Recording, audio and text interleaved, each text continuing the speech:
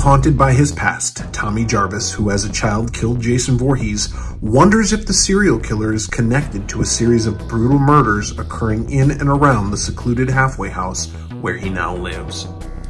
Welcome to the Swearwolves Horror Podcast YouTube channel. I'm Brett, and today, finally, we are going to be reviewing the ultimate Neca Jason Voorhees figure from Friday the 13th Part 5, A New Beginning. Now, before we get started, I'm going to issue a spoiler alert.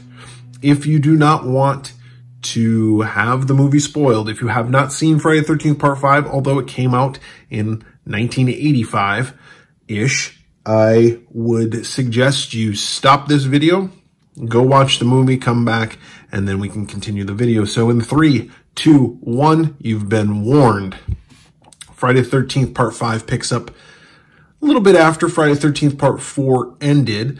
We saw in Part 4, which was the final chapter, young Tommy Jarvis killed Jason Voorhees at the end of that movie. Friday the 13th Part 5 finds Tommy Jarvis in a halfway house with other children who have various different problems, and he is still haunted by Jason Voorhees, as could be expected. And one of the kids at the halfway house gets murdered by another kid. The kid who gets murdered, his dad, who gave him up for adoption years prior, is the paramedic who loads him up onto the ambulance and hauls his body away. This paramedic, his name is Roy, he goes crazy and decides he's going to kill anybody and everybody, and he does. That's who Jason is. That's why I said Jason Voorhees, because it's technically not Jason Voorhees. As you can tell, he's got a blue hockey mask as opposed to the red chevrons on the hockey mask that Jason traditionally wears. Before we get into the figure itself and all of that, let's discuss some of the items that came with this. Now, Neca in their Ultimate line always has some great add-ons, some items, weapons, if you will, that the characters, in particular Jason in this instance, uses. I'm going to refer to him as Jason. Yeah, we can call him Roy, we can call him Jason, we can call him Racing or Joy, whatever you want to call him. I'm just going to refer to him as Jason for all intents and purposes. That's who he is. Friday the 13th Part 5 is a very underrated, misunderstood film. A lot of people didn't like it when it came out because it wasn't really Jason, but for my money, it's up there. It's better than a lot of the movies that came after it as far as Friday the 13th films, and it is truly, in a way, kind of before Scream, which happened in the mid-90s. This was a movie where it was like, who's the killer?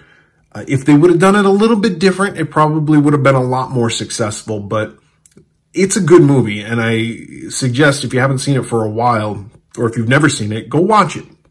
It's a really good film, and although it's not Jason, it still has some classic kills. In fact, I think it has, if not the most, right up there with the most kills in a Friday the 13th movie in the series.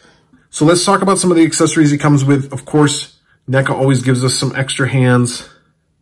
This is no different. Here's an extra hand right here for our Jason to hold a vast array of weapons that he's going to be using. Great sculpt on the hand. You know, I'm kind of tired of saying great sculpt, but Neca just knocks it out of the park every time they do these ultimate figures. So just assume that I think everything is great until I point out otherwise. This is a spear that Jason uses in the movie.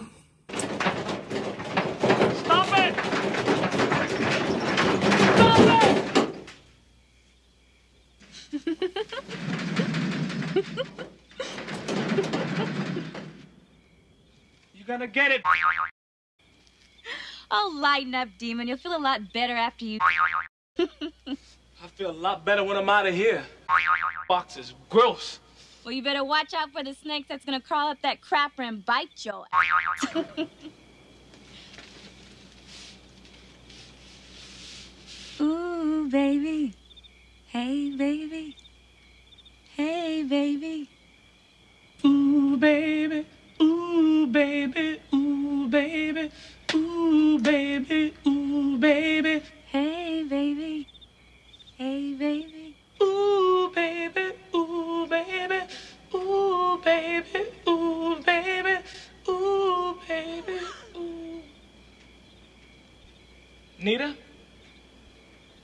Hey, girl, what's up?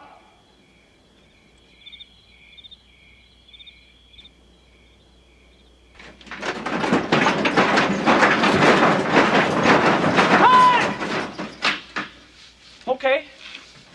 I told you this isn't funny. Now you're gonna get it.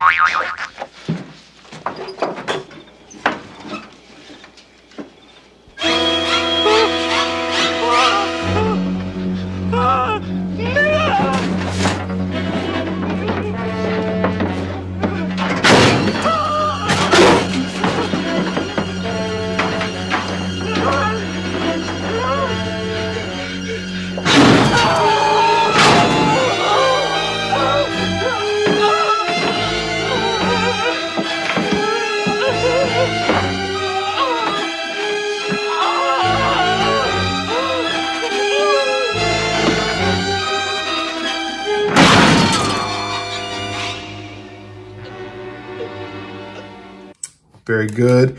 Here's one of the more creative kills in the movie, and there's quite a few of them, but this is a flare, like a road flare that gets jabbed in someone's head.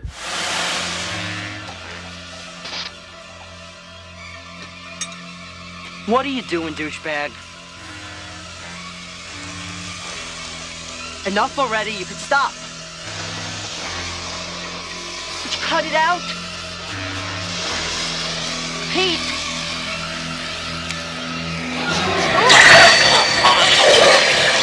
Pretty cool there with the smoke and the flames coming off. I kind of rather enjoyed that. Another staple for any Jason is a meat cleaver. Just your normal meat cleaver. Got some blood stain on it, like meat cleavers do. This one is a really good one. I like this. Not necessarily because the machete is something new to Jason. Obviously, it's his weapon of choice in most movies. But what I like about it is, we can see kind of, see the bright red blood on this, or the bright red blood on the knife that we'll get to in a second.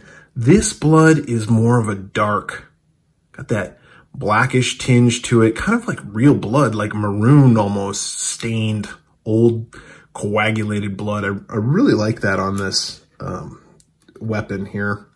Here's the knife that I talked about before. Let's talk about the handle. I want to point out this handle because it's almost like a deer antler, like a hunting knife would have. A little bit of an artifact right there on the handle that got stuck from the assembly line, but you can just pluck that away if you wish. Just a really good job on the handle there. Got a railroad spike. You know, Jason, he's got to have his creative kills, so a railroad spike is used. Another creative kill that he uses are these hedge trimmers, which, you know, Brutus the Barber Beefcake style, you can go like this. Or as Jason uses them in the movie, he actually jams this into a naked lady's eyes.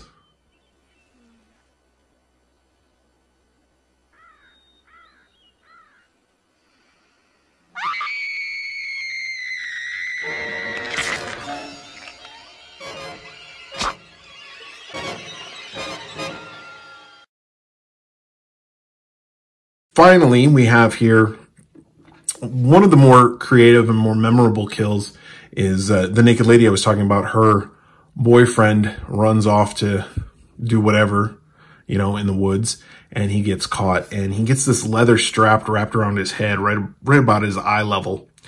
And Jason takes these two eyelets here on the other side and sticks this twig through them and just kind of turns it, crushing his head in the process.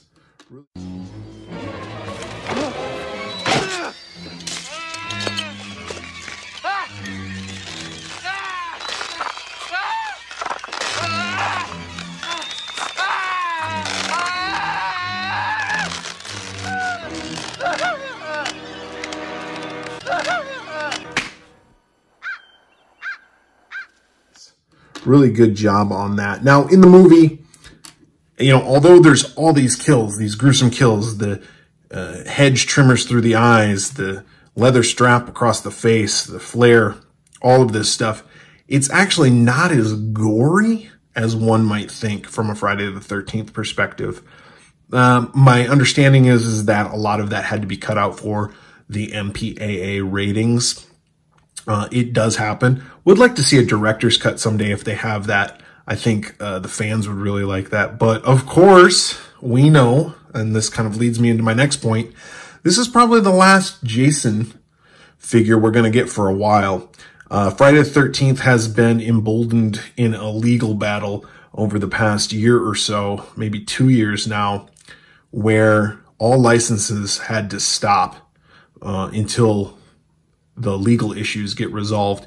Now, Neca already had some of this toys in the works, so they were allowed to continue to release any toy that they had already promised, but no new toys are being created. So our Part 7s, Part 8s, Parts 9s, and Part 10 Jasons are just going to have to wait.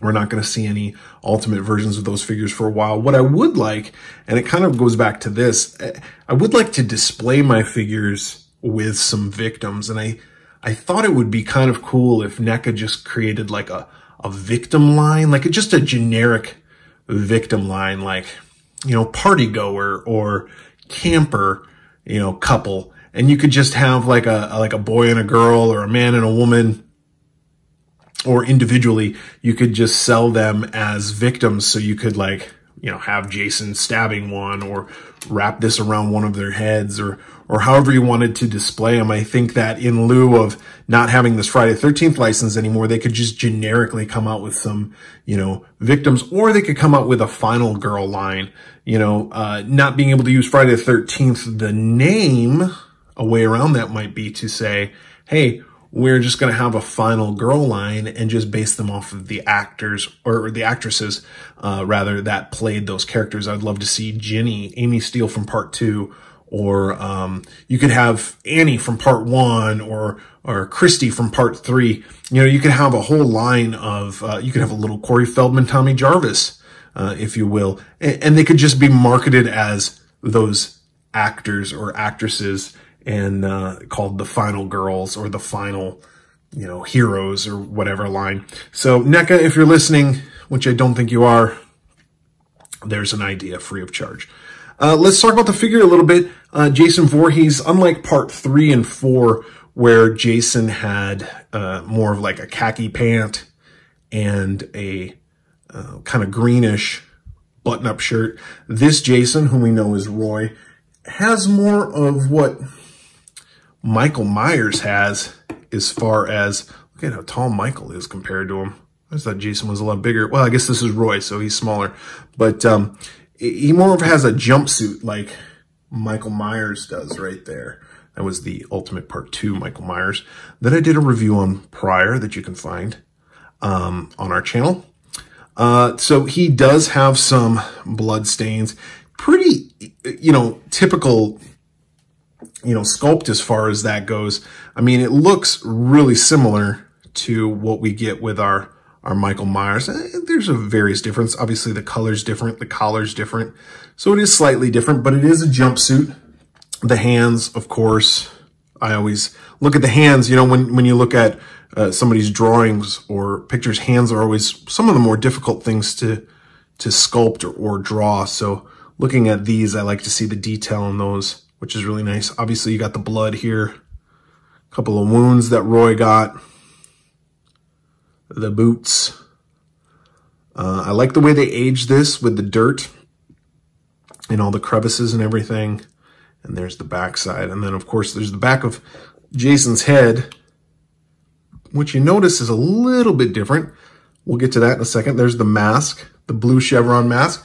You know, for a long time, I didn't like this movie. I've grown to respect it in the years since I saw it for the first time, and really enjoy it. It's probably top 5 of my favorite Friday the 13th movies, which there's 12 of them. But much like Halloween 3, didn't get its respect at the time, and likewise, I didn't like the mask at the time, but I really like this Part 5 mask, and, you know, someday I'm going to have to get a replica of that one. I have obviously the other Jason masks, but we can take this mask off, or attempt to, at least. There we go. And we see, oh, well, you can see right there the entire time that it is actually not Jason. It is Roy, who is got this hood on. How he developed this mask and why he even developed this mask. I mean, you know, the victims aren't going to live.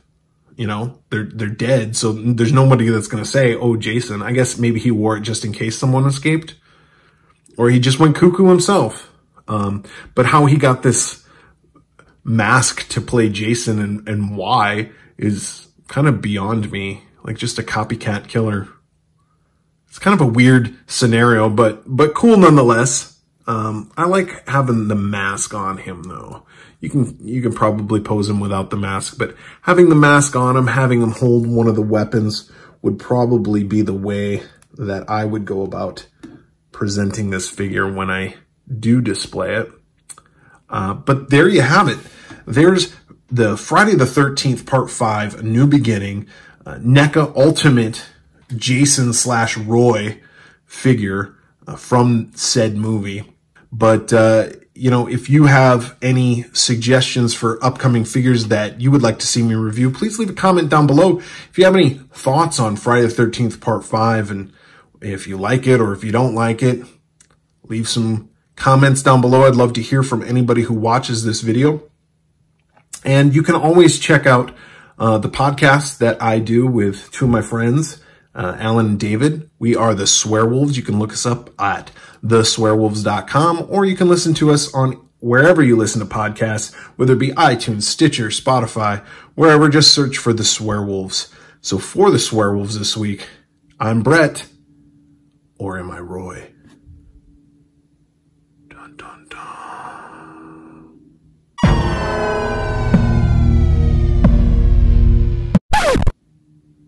I wonder if when Roy was killing people, if he was saying like, or was he just something? Oh, actually, there is something different. The music from Friday the 13th Part 5. So the music, the score from back in Friday the 13th Part 1 always had that. And for those of you who don't know, Harry Manfredini, who did the score, he took the kill her mommy and just took the and put it in an echo. So he just said once and it echoed. And then he did like the mommy, just the last part, like, or the beginning, ma. And he was like, ma, ma, ma, ma. So that's where you get that famous Jason Voorhees music coming from. Well, in this movie, okay, because it's the dad who goes crazy, you can hear in the score that it doesn't say ki, ma, ma, ma. It says ki, da, da, da, da. Like kill her daddy, or kill them daddy, or whatever it is. So if you listen very closely, if Part 5 soundtrack, the score is really good. All these Friday the 13th movie scores are good in my opinion, but you can hear that. So maybe he walked around saying ki, da, da, da, da. And people were just like, what the hell is this guy doing? You know? And then they got killed. And then they could never tell anybody about it. So why are you wearing the mask, Roy?